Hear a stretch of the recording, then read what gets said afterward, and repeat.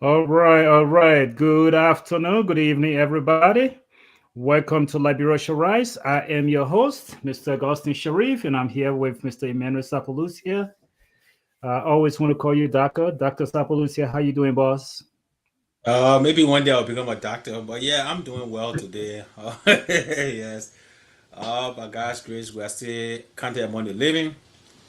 I would just like to extend my deepest condolence to the state of Liberia for the passing of the state for presidential affair, Minister Gillespie. I just saw that message this morning on Facebook, and I saw it on Front Page Africa as well. So, my condolence to the family and to the Republic of Liberia. Yeah, absolutely, man. It's a sad day, sad events.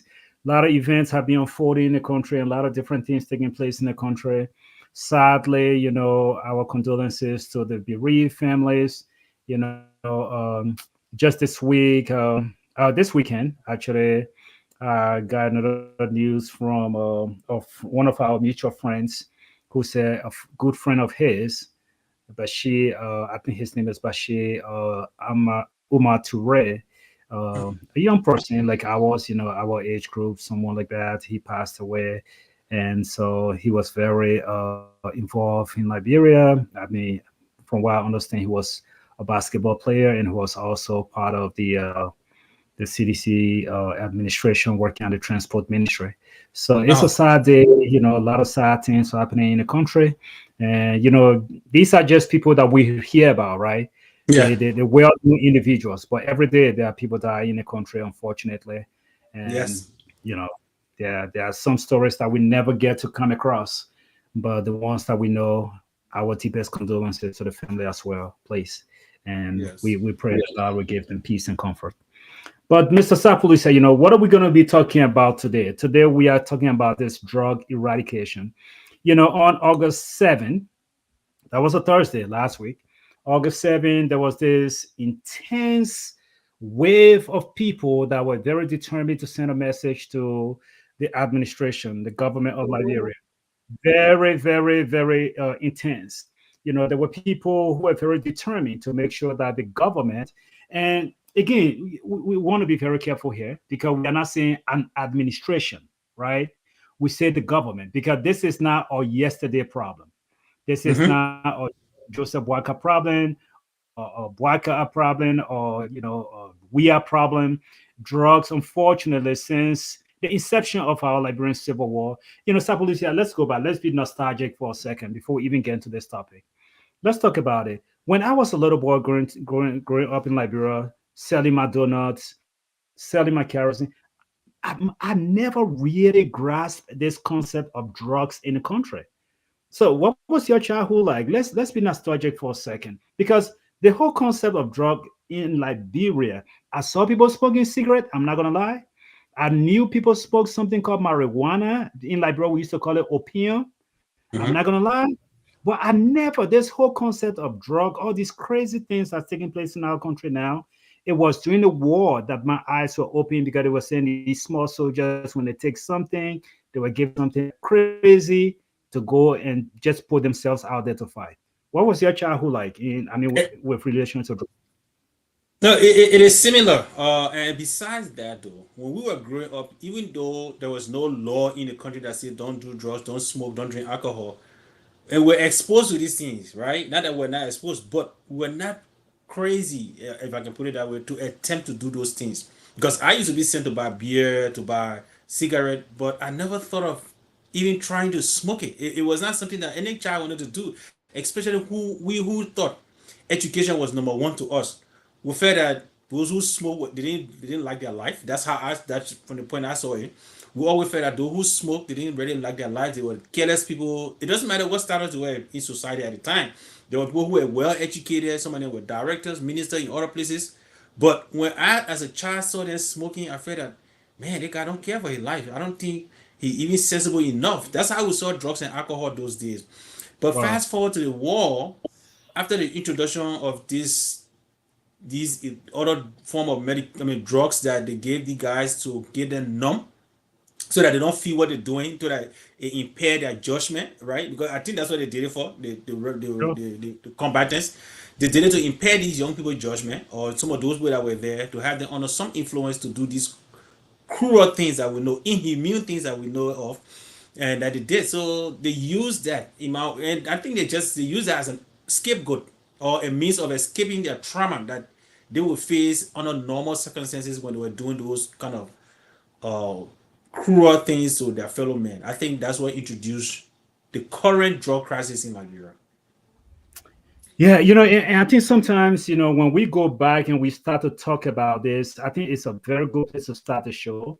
Because when we go back, we start to talk about this, sometimes people will say, well, the war was maybe 15 years ago, or the war was long time ago. And so you still got people who are just 15-year-old doing drugs. They were not even Mhm. born during the time of the Civil War.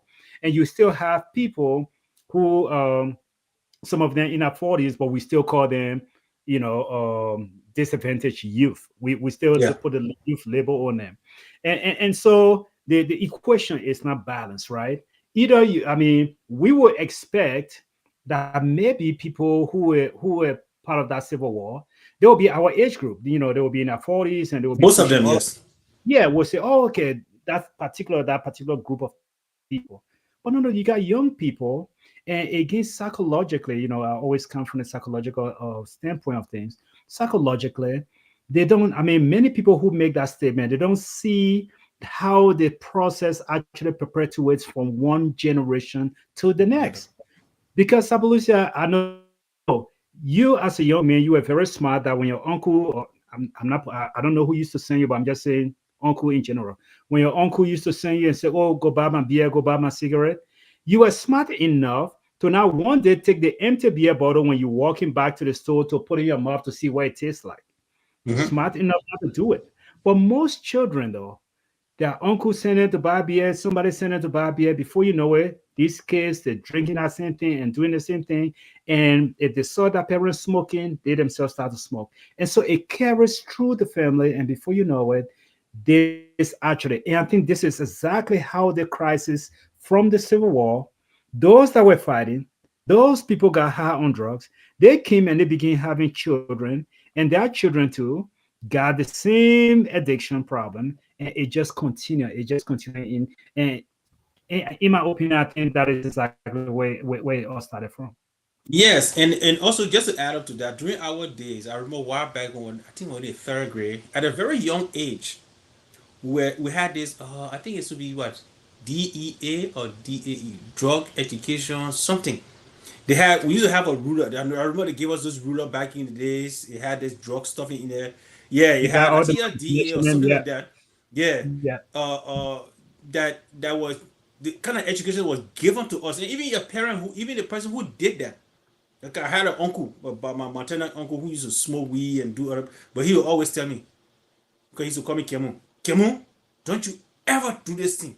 Don't you ever do this thing. Even though he's right in front of me and doing it, but he's still telling me not to do it, right? So people were doing it, but out of love, knowing that the harm it had on them, some of them were telling their nephews, their relatives, don't you ever do this, don't you ever do that. And then in your society frown on it really. Back in the day, Yeah, society really absolutely. frown. That's exactly what Yeah, I was going to say. So yeah, frown upon society it. really frown on drugs, smoking, drinking. Society actually frown on it. So it was not something that was popular.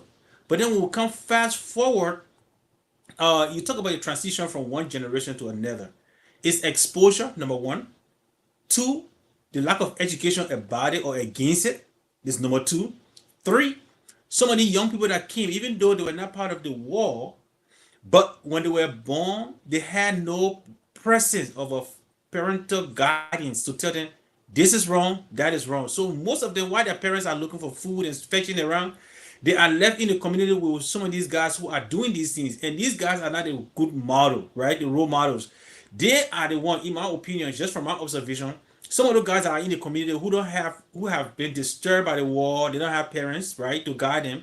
They then become the the guiding principle that will be leading these young people astray. And that's why we have this generation, the 15-year-old you're talking about, even the 20 years old, because the war just ended 2003. That's 22 years ago, right? So people who were born after that time are now being exposed to drugs, by these guys they see in the community who they look up to as a big brother or whatever they want to call them. And I think that's what's going on. So the aftermath of the war, some of those generations who participated, some of them who their parents were killed, right? They were growing up by themselves. So whoever came in became that model they're looking at. Let's take for example here in the United States, how some of these, especially for the African descent that are here, Mhm. African American we call them, how most of them get exposed to drugs. Most of them, the mother, maybe the father is in prison or somewhere else, the father is not present, and the mother is alone trying to do 2 3 jobs to sustain the family. But the young man, when he comes from school, who does he see? He see the guys that are pushing drugs in the community. So that's the person he get after, because he sees that guy driving the big car, wearing the best jeans, big chain around his neck, and he doesn't have a father at home.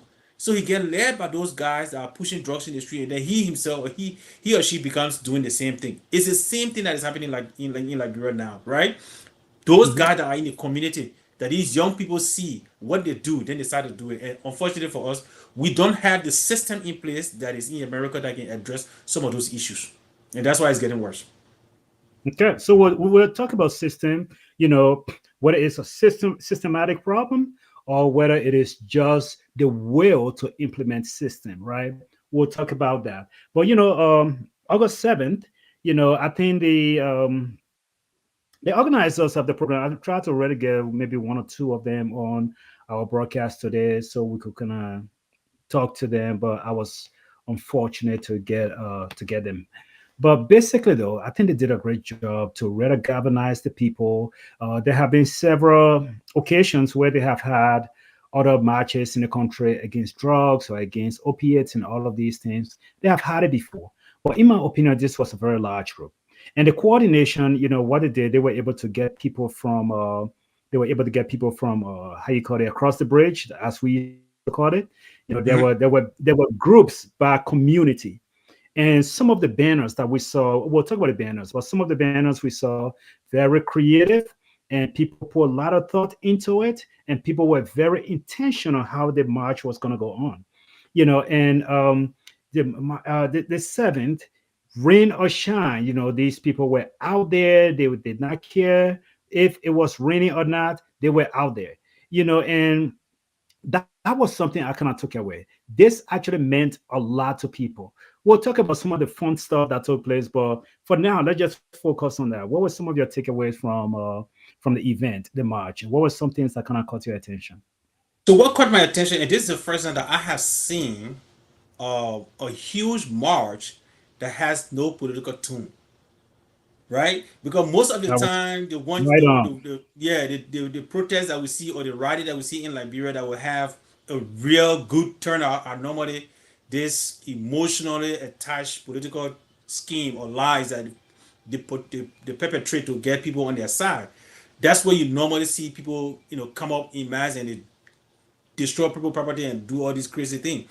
But one thing I like about it, this we heard nothing of any violence. We heard nothing about people breaking in, and from what I saw, because it may have happened. I mean, not have seen those things, but from what I know from my own clip, those few clips that I have followed, I didn't see any of those things, right? So those are Mhm. things that I got from there, and I think it is about time that we start channeling our focus on issues that are actually affecting the citizen as opposed to focusing on things that are affecting the politicians. That's what I think I got from this particular march. And let's dwell on that for a second because you strike a very good tone. That exactly was one of those things that I saw. There were voices here that said, we need Joseph Walker to do this, but it was not political. It Yes. was not political. They were only channeling his name because now he's the head, he's the leader. So Yeah. we need the administration to do this. That's what people are saying. But it was not like UP against CDC or ANC against this. It was none of that. And they really stuck to the issues. The T-shirts that they printed, the colors, that the choice of the color. Even though black is not the color for drug or mental health or any of that, but the choice of color was very deliberate because it was telling the public, this, we are here to mourn. We are here Hmm. to mourn the death of people who have passed, and those Yes.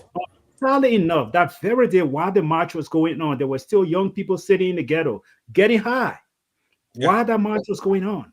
And and so that tune that you struck was such a beautiful tune. That this was not political. They stuck to the issues, and no one can come and say, "Well, it was just CDC people going against Waka." It was none of that. It was strictly the issues that they were there to address. And I thought this was a unified.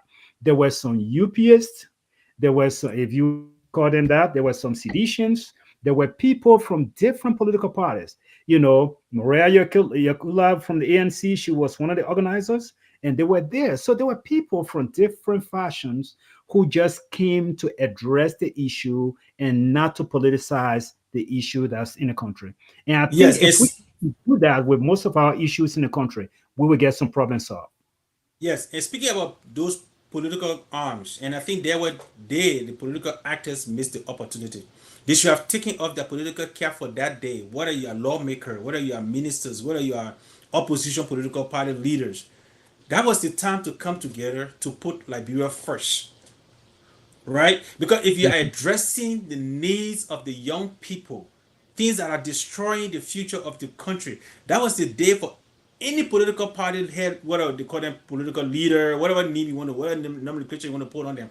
That was the day they're supposed to put away their political cap, leave their personal issues, and attend to the needs of the Liberian people by joining that group publicly and speaking. I know, yes, it doesn't matter what the ruling party, right? It doesn't matter what the ruling party or people will say about you on that day. It should not matter. When you get there, be genuine, and be assertive when it comes to addressing the issues that is affecting the country, especially the drugs that is affecting our young people in Liberia. You and I go to Liberia almost all the time, and every time we go, we see these people every day, right? Of course, They should of not only course. be used for political lecture, because that's what they do. Now one campaign Mhm. coming. That's the only time they know that they have quote unquote the people the disadvantaged you they call quote unquote zocos. That's the time they highlight them. But this was the moment, in my opinion, this was the moment that they should have put in their way the political whatever shenanigan or whatever you want to call it and come up genuinely and support these people in the effort and see how they can put even use their platform because many people look up to them. Use their platform Sure. and put a proposal or something, some resolution. They say, hey, this is how we can address the drug crisis in the country. I think that was a missed opportunity by most of the political leaders, even government officials in the country. Yeah, yeah. No, that is such a good observation for the march that took place. And again, another thing I kind of took from there were the different groups that actually came into play. Right. For now, we're not talking about political group, but just the different groups that came into play. I was impressed by I was impressed by some of the things I saw. There were the Liberian Council of Churches, they were involved. And I don't know. I don't see the Muslim Congress. I'm not sure if they were involved, but I saw the Fuller United Students Association. They had that group, and you have the community from Clariton. They had that group. Douala. So all of these different communities, they brought a banner and they were represented by the banners and they spoke directly for their locations. They spoke for that geographical locations where each of them came from and why they were tired of the event. And I think this is why this march, this particular march, in my opinion, it was a success. It was a success. It got people's attention. There were groups involved. I mean, usually you have other people say, "Oh, I'm not going to be part of that." We've had other marches where other people don't show up. Well, you have Yeah, student bodies that show up, whether they came from the University of Liberia, PROSA, all these groups, people showed up, and they were there to actually represent that community. And the reason this was different, Sapalucia, in my opinion, is because this issue of drug, it touches everybody in that country, no matter what. Whether yep, you don't have a brother or sister or son or daughter or father or mother affected by drug, by consumption, you have been victimized by people who are taking those illicit drugs. And because of that, everybody, they saw the need that we would do something about this. And people went out. yeah, People went out and they represented them. There are different groups. different groups. That was another thing that kind of stood out for me from the march I saw that made me to think that this indeed was a different type of march. It was a different environment, and it was a success in my opinion. No, I think it was as well. I believe it was a success as well. But what I think we need, that march have brought out, it has shined a light on it, right?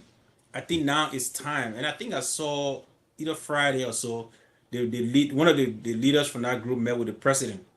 But this thing should not be used because that's what we have seen over and over, right? These photo apps, and I'm not Mm-hmm. trying to single the president or anybody, but Yeah. it should not be used as a photo apps to feel that, oh yeah, I show my solidarity, but then when we go different there, that is the end. Okay. When this president came into power, he said that was one of his goals to eradicate drugs, illicit drug in the country, and he went as far as showing himself doing drug tests. In my opinion, that was not enough because since then we have not seen anything, any budgetary allotment that we see either going to the gender ministry or the ministry of health and the national police or the justice ministry to tackle drugs or any rehabilitation program that we see that is being engineered in the country to say, okay, this is what we're doing to tackle drugs, and since we started this is how far we have come. Nothing of such. So the State of the Union, I didn't see that. I didn't see anything really mentioned about what they have done to address that. And if that was one of your reason or one of the, if at your initial tax you said it was at hand, up to now, more than a year, we still have not seen anything. I don't think people, in my opinion, and I could be wrong, I don't think people are taking it as serious as it is because it is very serious. It is destroying the future of the country. And it is not only in Montserrado County, it is across the country. You go to my Gibi, the same thing. Every little major cities you have in Liberia, this drugs, if this illicit drugs infestation is there, and we need to tackle it. All hands need to get on it and start tackling it. Let us find a way to fight it and get rid of it in the country. And again, you make this excellent point. Because sometimes it's sad, but we tend to look at Liberia as Monrovia or Montserrado, Yeah. and we forget the other counties, we forget the other places. But why this march? I think this was one of the missed opportunities also for the organizers, because while this march was taking place, why it was a successful march in Montserrado, around the other around the country, I only saw my guy sent me a video from Grand Bassa County, from Buchanan, where they had a march that was taking place that very day too. And I was impressed. What I saw the LDEA marching with the people. I Okay. saw immigration officers marching with the people. And that is from Grand Bassa County. I'm talking from Buchanan City. All So right. that video that was sent to me, I saw that. And most of the people that were leading, those that held the banner, that were marching, most of the people that held the banner that were marching, those individuals were people who actually have been impacted directly. Those were actually the users, if I can say Yeah. that. These were people who actually use the drugs. Those individuals were directly involved. They were carrying the banner and they were saying, "We are tired." That's the song they were singing. "We are tired, we are tired." And Sapolusi, I got to tell you this, brother, that resonated with me. Because look, Mm-hmm. you can have other people who have never tasted. Let me tell you, when I first started my working in this mental health space, I remember, I went to this home and I was talking to this family. Just fresh out of college, you feel like you know everything. You're so anxious.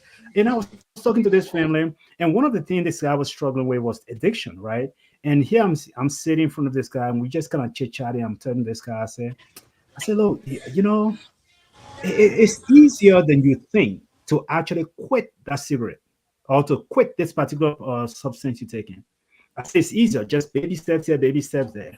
And my good friend here is here to how you call it, Riverside Pro is here. So I don't want to minimize where I'm going with this.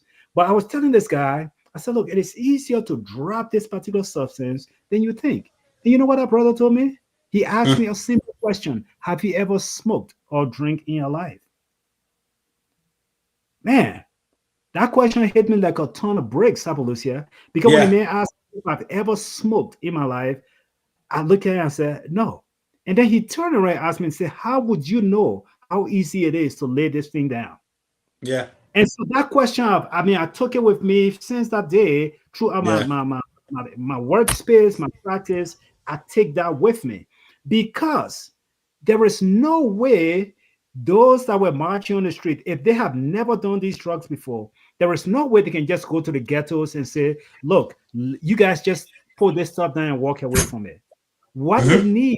they need peer counselor, they need people who have been there, who have been successful in walking away from that substance. Those guys, they make the best ambassadors in this fight against drugs than any politician, than anyone else who want to go in there just on book knowledge and say, I'm here to change the system. It will not work. Ex- No, no, it's true. It's just the way they have in the United States, the AA. I think they call it the AA group, where you when you have some addiction or whatever the situation you're suffering, you have this group that you go to. You guys share your previous, I think they say 12 steps to recovery or whatever they call it.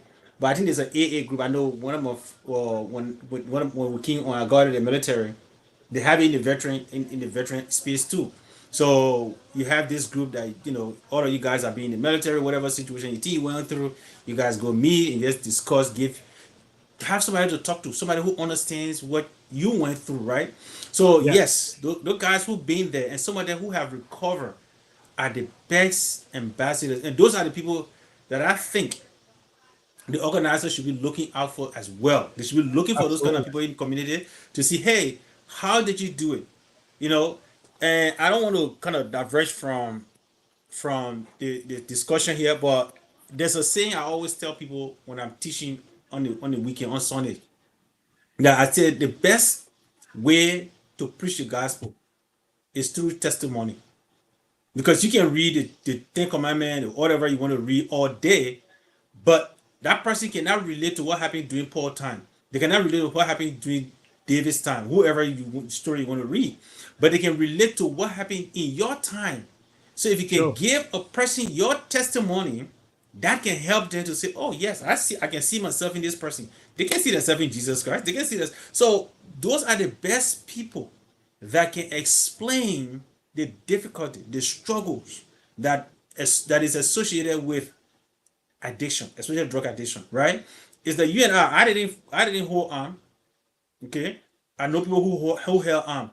I cannot go and tell somebody what I faced during the war. I can only give you my experience as a civilian, running from one position to another. Those things I can tell you. But those who held the gun and went through whatever they went through, they can communicate with other people and those people understand them as opposed Yeah, to you and I trying to tell them, oh, this is my experience when I was running away from here to there, and the guy's telling you, well, when I was taking the gun and shooting at that person.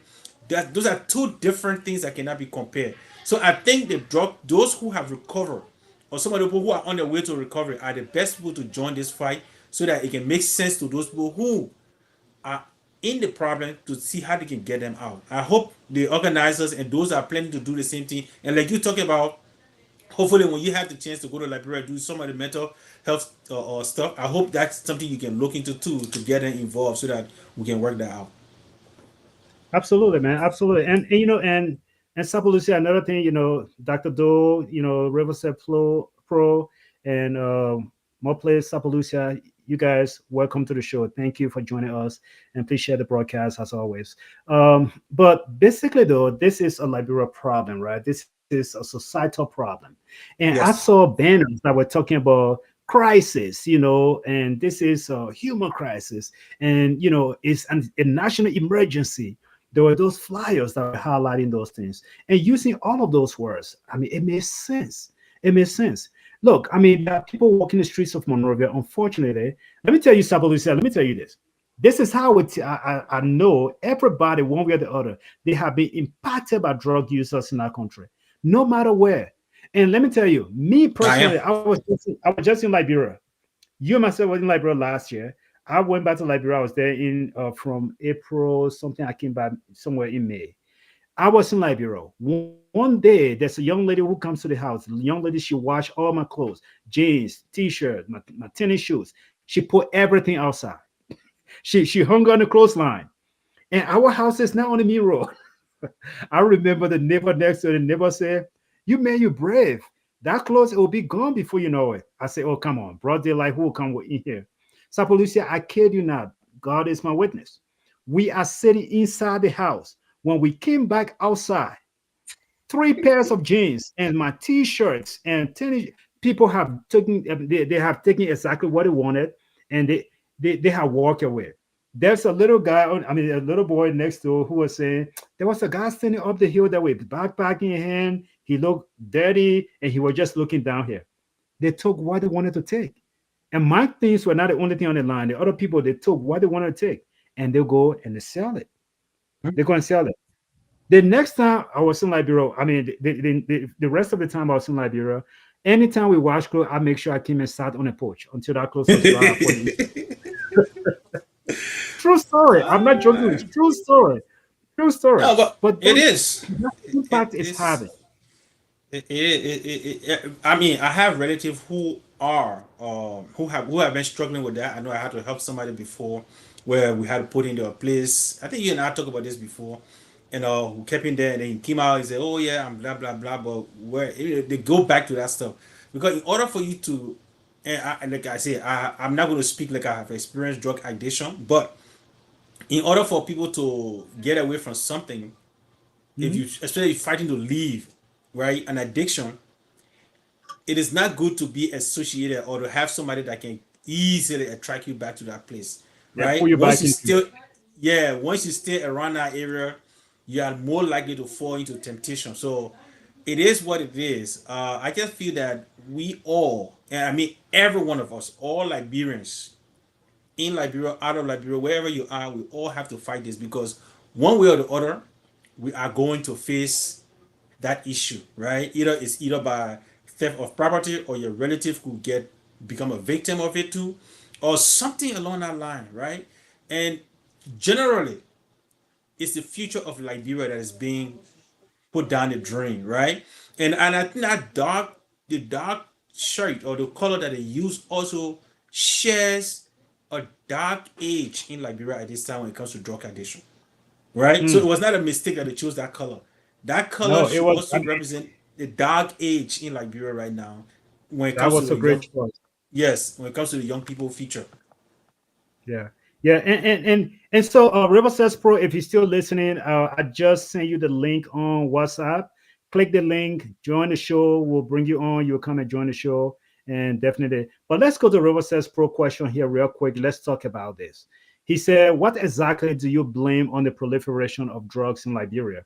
Is it the war or parenting or society?" Now, I want to turn this question around a little bit and just kind of touch it because when you talk about proliferation, you're talking about the spreading. It's just popping up from everywhere, right? But now I want to maybe not touch the proliferation piece of it first. Let's touch the introduction of drug or maybe the influx of drug. How drug just got wasted in the country, for example. I would blame that directly on the war. I think we touched on that a little bit. When you had the civil war, most of these guys were taking substances that were just they were taking substances that were actually making them numb to society. Little children taking opiates and things that make them to hallucinate, and before you know, these kids walking from a bullet thinking they can't die from bullets, and all of Yeah, these, yeah, yeah. all of these things are taking place in our country. And unfortunately, the war contributed to that and introduced more people to this substance abuse than we like to think. Now, Mhm. when it comes to the proliferation, I will look at that in a different context. Look, while it is true that I cannot put my finger on certain things, I can only go by stories. That is why when I go to Liberia, I'm not there to go and get a private car and move around. I get in the kekes, you know, I get in the kekes, I get on the motorbike. You get some of the best stories from these guys, and I'm not encouraging people to get on a motorbike because I had a bad experience this year on a motorbike. But you get some of the best stories from these guys. Now, this is what happened, right? um when you go, I went to Masha. No, yeah, it's Masha. That's where you go and pick up the fish, right? Masha City. So I went to where they have the maritime office. I went there to pick up fish. As I was coming back, That checkpoint they have right there before you get to the maritime office, there were two officers standing there. They stopped me. So I said, okay. So I slowed down and maybe they just want to ask for my particulars. But no, the guy came, the guy said, oh, Chief, can you give us a ride to this town right ahead of you? He said the name of the town. I said, I don't know. He said, when we get there, I'll tell you to stop. I said, okay, you guys get in. As we were coming, Sapalucia, I asked those guys, I said, so your work here, how you getting paid and how are the situation in the country? How is the income? And the guy told me, the guy said, Chief, but ain't you see me and my friend asking you for a ride? He said, most of the time, what happened, we actually beg these motorcycle guys to drop us off or anybody come in to drop because we don't have money to even pay our transportation. So I said, So then I came up with another question. I said, but this is a very big waterway right behind you here by the maritime office. So let's say you have some importer coming in with a bunch of drugs on a boat, and that person come through your checkpoint here. You stop that person, you bust a drug. What do you do? The guy said, Chief, you're not government official, right? I said, no, I'm not. So he said, Chief, I tell you. He said, I will tell you this for free. That's the word he used. He said, officer. He said, if I arrest someone here at this checkpoint with drug, and that person looked me in the eye, based on the content I sees, that person looked me in the eye, that person gave me $5,000, $10,000. Chief, what do you think I'm going to do? I would take the money. That's what he told me. I would take the money. So I'm saying that to say that to answer River says pro question when it comes to proliferation. We know we can't say for certain, but based on that story I just told you, there are people who turn a blind eye and they know these drug dealers are bringing these drugs in the country. But because of what they are getting from those drug dealers, they are turning a blind eye and pretending not to know what is coming in. During we are government, there were some individuals that were arrested at that airport. They were employees of the airport. What they were doing, they were the ones, by the time those drugs, those cargo come in, they knew exactly, they have already communicated with those Nigerian importers. And by the time those suitcases come in, they were the one going to pick it up from the cargo section of the plane before they even started, before they even start sending bags through. So most of the proliferation is an inside job. Again, like I'm saying, I'm not putting my finger on anything, but based on stories I hear in the country, we can conclude that there are people who are inside who are allowing the influx of drugs in our country, and those people need to be weeded out and replaced with people who have the interest of Liberia. And if you remember my first statement regarding the photo apps thing, right? And the president's initiation when it comes to fighting drugs. Look, we have to be intentional about combating the illicit drugs in the country. But like you regularly said, I don't see how much much more I can add to it. But if we look at the people that get arrested for drugs in Liberia, not the importers, normally it's the distributors. So then the question is, how do you think this distributor that you arrested, how do you think he got the drugs? So it's not like the system does not know where the drugs is coming from. They know. But they feel that those are the big fish. So they let them go. But to make example, or to I guess in my opinion, and this is just my observation, to kind of put a smoke screen in the air and tell the public that they're fighting drugs, they arrest these hungry people, these pickpockets. They arrest the pickpocket and let the bigger ones go. That is not going to combat drugs in Liberia. The illicit drugs fight has to be intentional. You have to go after the importers. In fact, we have a saying in Liberia. If you want to kill a snake, you cut off the head.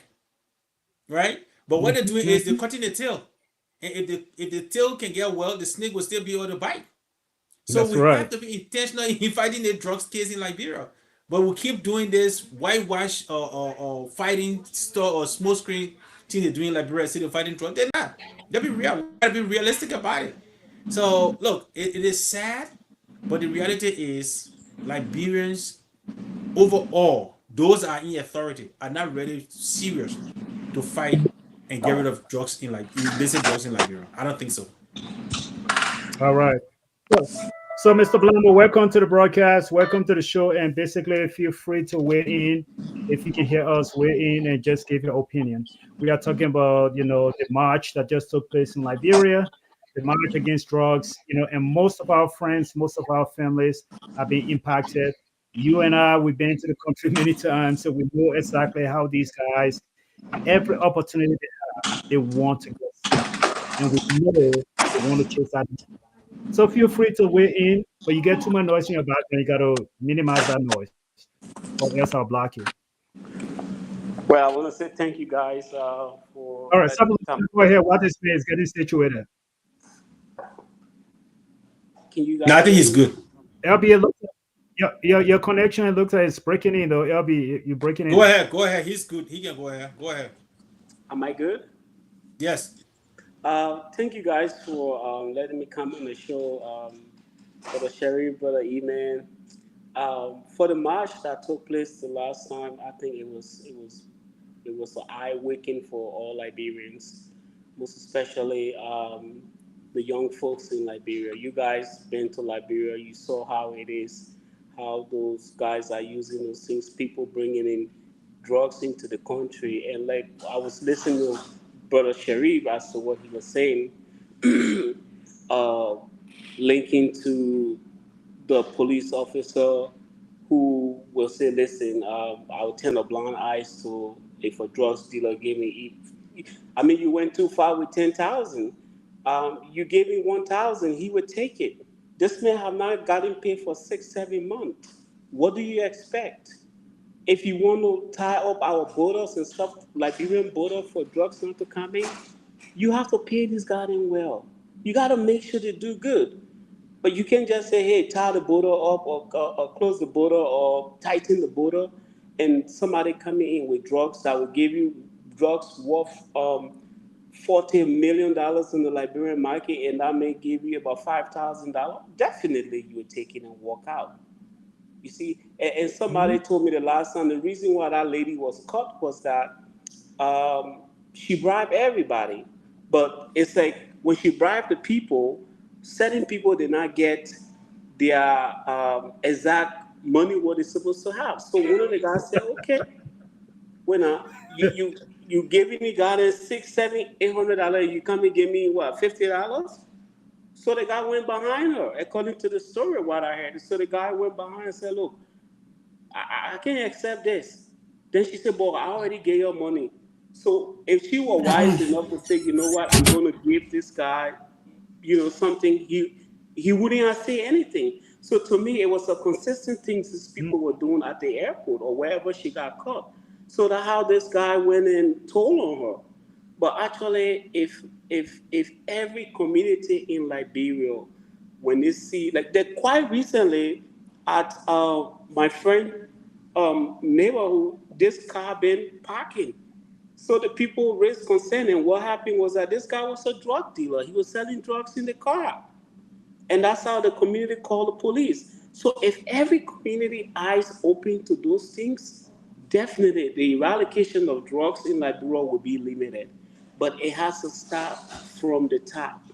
That's the only way it's gonna go down. But if you cannot pay the drugs enforcement officer, definitely they're gonna take bribe. Definitely they're gonna turn their blind eyes and let those things come in. And that's what's gonna happen. You see, so that's my input. We have to secure our border. How do you do it? By paying your guys, making them happy, so that they're doing their job well. But you can't tell a man say, "Oh, let $50." You even get a man $50 for 3, 4 months. You see that man? Somebody coming with 3, 4 hundred thousand drugs and give that man 1,500. Oh yeah, he's gonna open his eyes and close his eyes. Like Brent said, close one eye, let that man pass. That's what he's gonna do. But I appreciate the Yeah. program, man. I mean, it's an eye awakening for all Liberians. Appreciate you, man. Thank you for giving us at least 5 minutes of your time. I know you got to go back and do Yeah, your I thing. am. So, but I mean, if you have some time, stick around, and we'll definitely keep you on. If you have to go, let us know, and we'll get you off. Okay. But Lucia, let's go to social media, right? Liberians, we are super. We are just influenced by America. No way you slice it. You and myself, when we were back in Bednabo or in SDA High School or in LU, at some point in time, we dreamt about America. We look for opportunity for America. We are obsessed with America. And our obsession with America is not just, I want to go to America. We want to dress like them. We want to talk like them. We want to be cool like them. And we want to watch their movies. And so I say all this to say the next thing that have actually led to proliferation or this coolness of smoking and drinking, social media. When you look at social media in our country, our kids in our country, not just the kids, even your government officials, someone that can be sitting in session in plenary and they text you on their phone. So look at the one. They're sitting there, they're on TikTok. They're supposed to be discussing national issue. They're on TikTok, but that's a different story. But those young people in the country, most of them, they can go hungry for a whole week and they may not complain. But the day that data is touched, they can't get online. They will start putting a sign in their hand. You're messing up our international relationship, or you're messing up this, or I want my data back. Or Yeah. now the Blamo, you know what I'm talking about. You know, children and our data. You make friend with them today on Facebook. The next day they call you, they say, oh, can you please send me credit? Your buddies for life if you send them credit. I'm telling you. So on that credit, they're going to be TikToking, they're going to be Instagramming, they're going to be doing all of these different things. And some of the videos they watch, it shows this coolness of drugs. People taking drugs, cigarette. That's how Philip Morris sold cigarettes to everybody in the world. They Lucky Strike. We were in Liberia as kids. We saw Lucky Strike, Marlboro. We saw the commercial. They make it look good. Make it look good. That is the impact that is having today on our young people. When they're watching TikTok video, it's not just the stupid video about a cat. They're not just looking at, oh, there's a hot chick. They're not just looking at the hot chick. They're looking at drug user. They're looking at all of these things, and it makes look cool. And that cool But factor is contributing to this as well. but before Brother Emmanuel comes in, Sheriff Iman, you know our days when we were going to school, when we were stepping into school, doing our days. I mean, I'm not saying drugs was not on the street, but it wasn't bad as it is Bro, you guys are presently. open more than me. I was not exposed to drug like that. You and Sapoli say you guys are open. You are in different class. I was not exposed to drugs at that, No, my no, no, no, man. no. What I'm saying is that what we see right now, it wasn't like that before. No. I mean, No. you guys can attest to it. What we No, see yeah. right now, Most it wasn't like yeah. that. At the It's time we were in scary. school, most of the people that were doing drugs were combatants. Most of the people when we were in school in the 90s, most of those that were exposed to drugs were combatants. Were not just a regular guy in the street, and maybe the hard earned guys, the guys who have money. Right? And like especially drugs that we're hearing about today, the cocaine. I mean, we wouldn't hear about that thing on the movies, right? We didn't hear about that thing in the street. But today these are the kind of drugs that people are doing in Liberia. You know? Yes. Yeah, and but look, my brother, it is sad, right? Social media and the West have introduced, and I don't know why we the Africans we tend to stick more to the negative than the positive, right? Because you and I in America, they don't advertise cigarette anymore on any TV or radio station anymore. I think they still. I don't. I think I remember the early 2017 they were trying to block it. I don't know whether they still doing that. In the states they have programs that are alerting people against drugs. In fact, drugs is almost like public enemy number one in the states because every Yes. states are pumping resources to fight against drugs in the Drugs. Yeah. streets. You know, Yeah. but I think what needs to be done is the investment. Like I think that's where we are. Like the Blambo talk about, and then like Heavenly Tuba is talking about. We need to invest in it. Like again, we have to be intentional if we really want to fight drugs. We can't just say it with our mouth. The photo apps, and I was telling somebody the other day. I said, look, you see, I don't believe in these too much photo apps. I'm not saying people shouldn't take pictures, but to just take picture, put something somewhere, take picture, and put it in the newspaper and say, oh, I did this. That is not it. We need to be intentional about it. We need to have a program. The government needs to have it. The youth and sport need to be charged. The Ministry of Youth and Sport need to be charged to come up with programs. Okay, the Ministry of Justice need to have. Those are people that should work together. The Justice Ministry, the churches. In fact, those are people that should be ready to be involved, because every corner you turn in Liberia, there's a church. That's right. Those are the people that should be the driving force when it comes to the illicit drugs fight in Liberia. They are the ones that are supposed to expose it. But my brothers, I would tell you, some of them are even promoting. Some of the churches are promoting drugs in Liberia because they get a tithe and offering from some of those people that are selling it.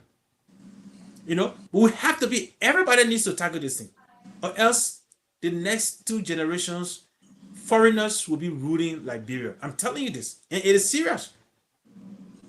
But Amen, Sharif, before I leave, I think it was last week I was watching this stuff online from Liberia. Somebody posted it, how they cut, maybe you guys seen it, how they cut some guys from the border with a car and the drugs. But when I was reading down, they said one of the activists against drugs was caught. So how can you be preaching for something that you don't need, you don't want to see, but you are the sole proprietor that bring it into the country? How? But LB, here's the thing. Here's the thing. Just as Sapolucia was saying, most people they hide behind a veil. I mean, we as humans, we are very good at doing that. Some of the loud speakers against certain things. You guys know. I enjoy poem. I love writing. I love reading it. But some of the loud speakers against something, they are the perpetuators, and they're just shooting themselves, hiding behind it. They're hiding behind it. And so, I'm not surprised in the least, and I agree here with my brother, Heavenly Topa, if it's Heavenly brother or sister there. She's a female. She's a female. Okay, so I agree with Heavenly Topa here. I think basically, though, we need to start at that grassroots level.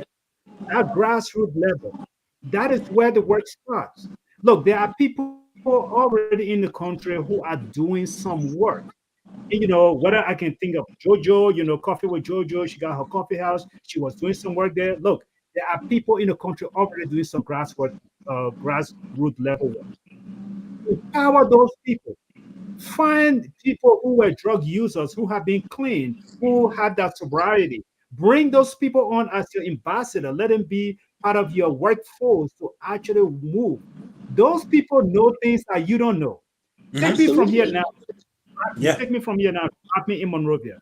We said, look, we want you to run our drug abuse program. What am I going to do? I don't know all of the corners where those guys are. I don't know how to reach them. But the locals in the community, whether it's every community in Monrovia, at least I will speak for Monrovia, every community in Monrovia, they have something called a chairman. Empower those people. Find people in those communities who can report. And if you are able to import a program in place, make sure, I don't want to call it a parole kind of system, but that's exactly what I'm proposing. You put such a system in place where these guys who are claiming to be clean report to Sapolucia every week or every month to show that, look, Chief, I've been clean for 2-3 weeks. We may not be able to do the test right now to confirm it, but let's look at you. Let's see where you are. Let's know where let's have a tracking system to know how these guys are working. Yeah, I think that's what it. Yes, and that's where the church come in. Since we have church in every little community, you got 4-5 churches in every little community. There where the churches can be very helpful. Instead of just there collecting tithe, they can work with whoever is trying to eradicate drugs. Because look, the community, it doesn't matter whether the guy is a criminal, he's a drug addict, he respects his pastor. Yes. They respect their pastor. So they'll be willing to confide in a pastor easily because they know sometimes some of them know they are protected, right? So I think there where if the church has never been useful in our society, which if you were to ask me, I would tell you, yeah, they have not been, but this is where they can find a use. You can return some of that type of offering, right? Yes. This is where they can find that use, so they can have a better, at the end of the day, it will give them a good reward because the more people you get converted from drugs, the more people that get in your church and they become useful to society, then it will give you more offering and tithe. You know, That's true. it's a win-win for the church. Yeah. Yeah. But let me add on to what Brother Eman said. For every corner you get about 5, 6 churches, yes. But my thing is, are those churches willing to carry on that initiative? Are those churches not going to fight among themselves if they see donuts coming in? Are they going to use what is they intended for? So those are questions we have to put in place. Are they going to do that? Or are they going to enrich themselves and take a little and help those people? Are they going to help them the way they should have been helped? Because Unfortunately, unfortunately, we are talking about Liberia. Everybody is enriching themselves. absolutely, You put someone in a position today to run a particular program, that person try to enrich themselves, or absolutely, you, or if that person goes and that person is really, really determined to make a change, the people that he or she meets in the system, those same people start fighting against that person who's trying to bring change. And yes, so Yeah. to bring change. are stumbling blocks in our society, unfortunately. Yeah. Yeah, But but man, gentlemen, we got about 4 minutes to go. And I got Ramo, I know surgery you to gotta do, go. man. I'm gonna leave you guys. Sharif, All just a right. quick match. Please inform brother Eman about the 29, the 28th. No, I'm not gonna get off my show. I'm not doing So it. you the man, no, but you see that's the problem with him. I call him, he don't return my call. I text him, he don't I return my know. call. Then he give I him know. message to somebody to give it to That's me. Then exactly you what I'm well, telling him. Let him call you. you call us speak for me. Hey, Eman, So keep it. I will meet you again. We'll meet in the other place. I'll call you, brother. I love you guys. All right, take care. All right, bro. All Take right. it easy, man. Thanks for joining. Uh-huh. All right.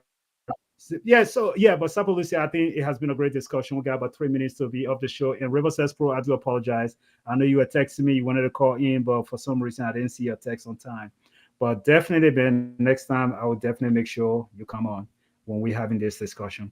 But yeah, so Sapo Lucia, man, let me give you some time. Let me hear your closing remarks as we try to wrap this one up today. And again, I forgot to give that shout out, but special shout out to our friends in Monrovia carrying this program live on Freedom FM 87.9. We said thank you to Chris and the rest of the guys in Monrovia. Thank you so much for all you do for us. Sapolicia, let's shut down the show. You got 1 minute to give Yes. me a statement. Yes, sir. I would not knew at that time. But anyway, thank you again. It was a great pleasure to be back. I know I'm off and on. But look, if we want to fight drugs or we want to minimize, I know we may not be able to eradicate it, but if we want to minimize it where our young people are not exposed to it, we need to go to the grassroots. Like Heavenly Tupa said, go to the community, start from the community level and come up, right? And then we have to be, as a government, we have to be intentional about it.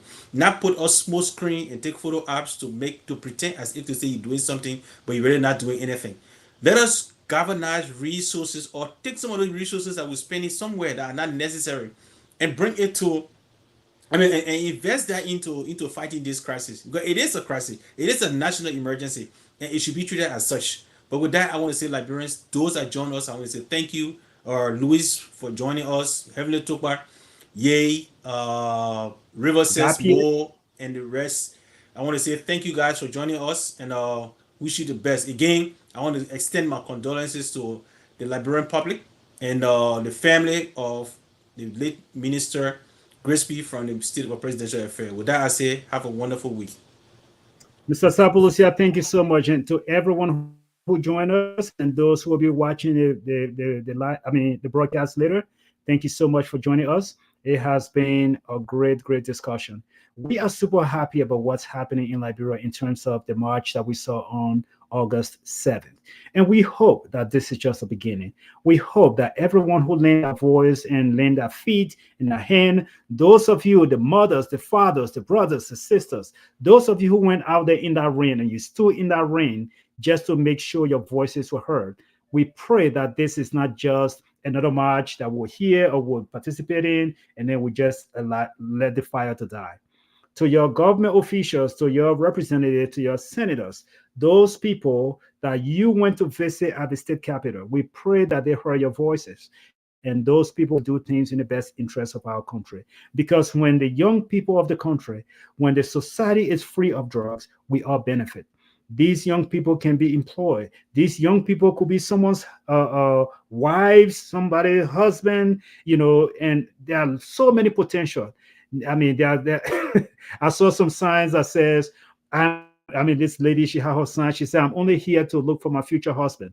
So yes, there are potential. Everybody did it for a specific reason. And so we want to make sure that our government, you hear the voices of the people, you act, you do the right thing. Because when the country is free, when the next generation of Liberians are free and they are empowered and they are able to lift themselves up, the country will do better. And when the country does better, Liberia indeed will rise. On that note, we say thank you so much for joining us. And thank you always for sharing the broadcast. Freedom FM 87.9. We say thank you for your time. And thank you for taking this program live for us today. Stay safe and God bless Mama Liberia.